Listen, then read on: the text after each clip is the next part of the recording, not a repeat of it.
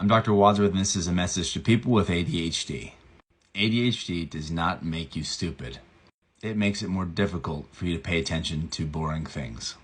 One of the challenges that kids face is that when their phone is providing a constant, unending stream of interesting things, their math teacher becomes more boring by comparison.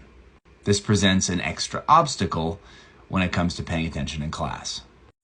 If your meds aren't working and you're failing everything and you can't do well and you have ADHD, you might try doing a social media fast. Don't look at anything super stimulating on your phone or your computer or anything for like 2 weeks. Give your brain a chance to not be constantly stimulated by fascinating novelty. Doing this may enable you to find more boring things to be interesting and may help you to pay attention better. So I actually wrote a book about this. It's my experiences with ADHD.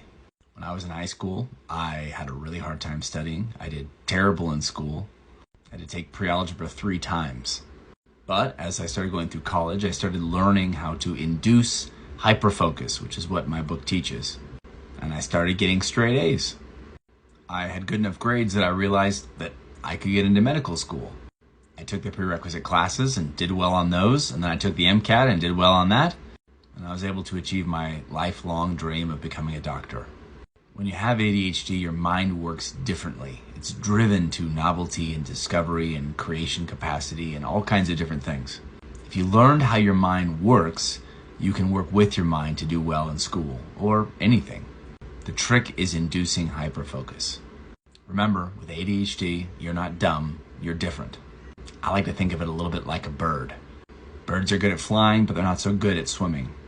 But they can learn to swim.